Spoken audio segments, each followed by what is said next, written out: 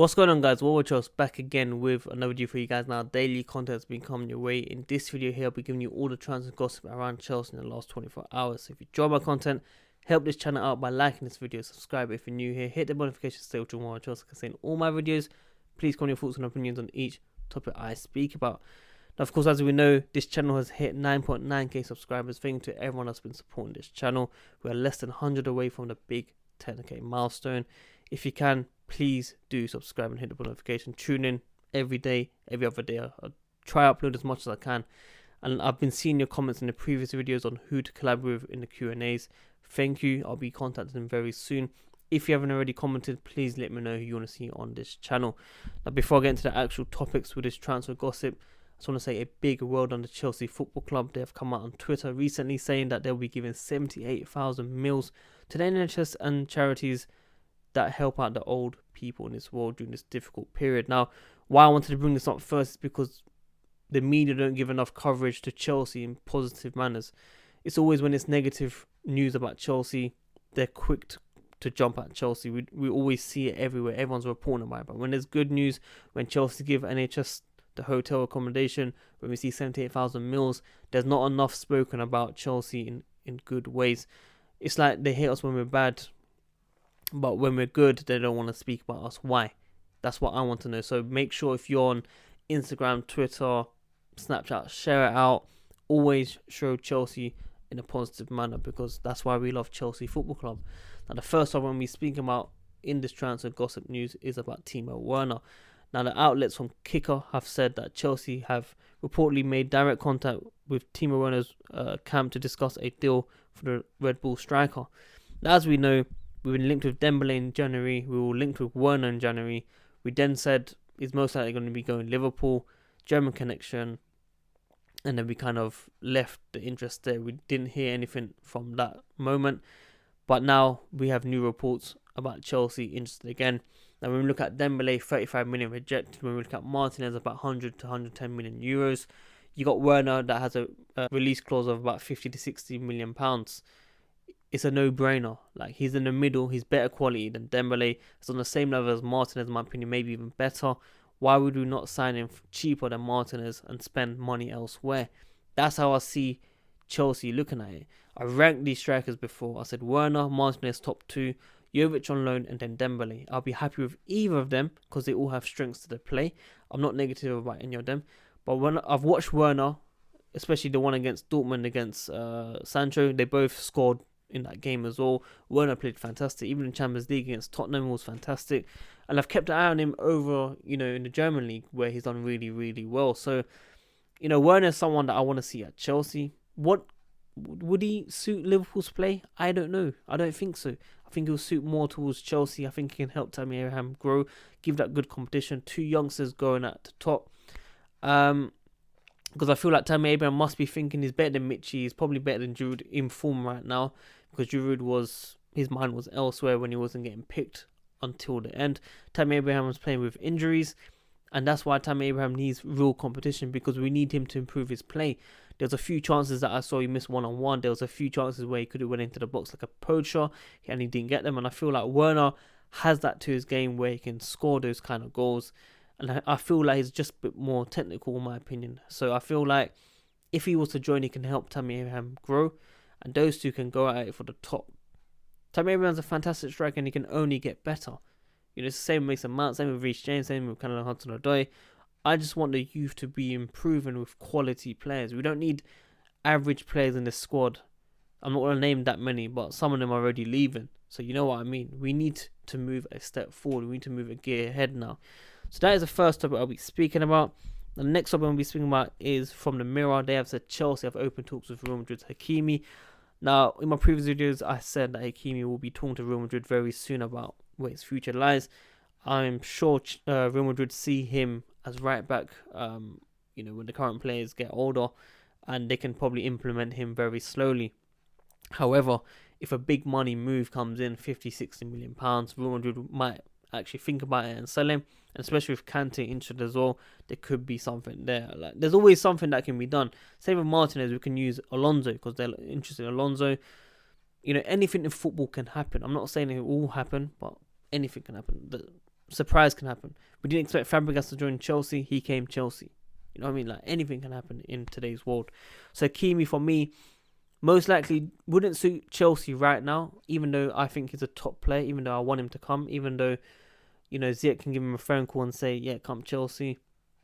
We've got Reece James on the right flank. Left back, I know he can play there, but I want someone to play, in their preferred position. And I feel like right back is his position, not left back, even though he can play then. We're linked with Alex Tellers of 35 million. We've got Chilwell and just still there. And those two are more suited than Hakimi. We want a left-footed player that can help that left side with the crosses, with the accuracy, with the goals, offensive. And I see Tellez and Alonso there. Now, I'm not saying no to Hakimi. Anything can happen. If Frank Lampard wants to play him left back, then so be it. But right now, we have Reece James, who needs to improve defensively. I think offensively he's fantastic. He's crossing his 10 out of 10. Everything attacking-wise he's got, but just defensively I'm a bit worried. I think Aspie helped him many times when we were playing 5 at the back. And it's going to be very interesting to see whether Aspie goes or not, because I think Aspie will be a very important squad player in terms of leadership, experience and qualities that can help in the dressing room. So let me know in the comments below what you think about Werner, what striker you want to see, and also about Hakimi, whether you think he'll be joining Chelsea or not in the future. It's very early rumours for now, but I'll be giving you guys updates very soon. Now, the next topic I want to speak about is Coutinho. We have some words from the Barcelona boss. RAC1 have reported that the manager said Coutinho is a great player and I like him a lot. He's a player who is from Barcelona. For him to come out, they would have to play the clause or pay an amount that might be of interest. Now, as we know, Leicester interested, Tottenham interested, Chelsea interested. It could be about any of these clubs. We just have to give the right type of deal. Chelsea want the loan deal. Barcelona want as much money as possible because they spent over 100 million for the player who has not cut it out there. He's been going on loan at Bayern, who's done decent. Chelsea are interested. Chelsea want a loan. Frank Lampard wants the deal done, according to these reports that I've been talking about in my previous 3 or 4 days videos. I'm referring to these ones. And we just have to see where it goes, because we're seeing more rumours saying Kante swap deal. The only thing I'll entertain is Kante for Coutinho and 60 million, 50 million. I want Kante to retire at Chelsea. I want to make sure everyone understands that. Jorginho has been speaking as well. I'm going to be getting into later in the video that he wants to stay at Chelsea. These are players that want to stay at Chelsea. They want to go. Only if Chelsea want to sell them, then they will go. But Kante wants to retire at Chelsea most likely. And he's a player that's going to be resting. That's going to be not playing the Euros, of course, because it's delayed for another year. So he has all the time to rebuild himself and come back stronger for Chelsea, whether it's for this season or whether it's for next season. We have to be patient. So next up I'll be speaking about is about Onana from Ajax. Now, as we know, there's a 25 million bid according to the Sun. There's mixed opinions whether Onana should be Kepa. In my opinion, I just want to remind people about Kepa. The first season he played, people were like, my keeper, my Kepa. He's world class. He made world class saves. He's had an average season this season, and many people want him out. How does it change like that? How? De Gea was world class for like 2-3 years in his peak. He was saving United. United were playing so poorly that he still saved them. Did they go against him? I don't think they did, personally. Maybe some fans did, but I don't think the fan base would have. Kepa is the same situation. He can come to that level. We just have to stick with him. He has a huge price tag. He has huge pressure. And he can only get better. All the goals he conceded are not his fault.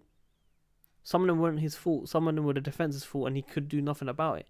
We have to be realistic in our assessment. It's the same with Onana. I'm seeing stats being brought up from the Holland League. You guys are going to be like, Ziyech though. Check all my videos on Ziyech. I didn't talk about any stats. I didn't say I want him because of stats. I wanted him because of a left-footed player on the right wing that can cut in like a Robin and Duff. That was my main point. Left-footed players have more tech. Yeah. Robin, Mata, David Silva. All these players that play, Van Persie, they just have more tech about their game. They have more to their game than normal players. And this is why I want Ziyech, because he can bring something special that we've not seen at Chelsea for many, many years. So when we look at numbers, of course, Onana has fantastic numbers. What he reminds you of is a bit of a Neuer. He comes out the box, tries to take a few risks. It's pulled off many times, but he's let it wrong sometimes, and he's conceded goals for me, and that's what I'm worried about, especially when we play from the back. And also, I see him as a shot stopper, like I said in my previous video about Victor Valdez. Overall, his game isn't really better than Kepa, so I don't know where people are getting this idea from about, sign Onana, good deal. The only thing I can see is good competition, second choice, giving Kepa that level, that step up that he needs instead of Willy Caballero. That's how I see it. Same with Gabriel. It looks like Everton have used Lille have used our name to get a bid in from Everton to get it done. Now the Mirror, the French outlets as well, 2 outlets total have come out today saying that Everton will get the bid done.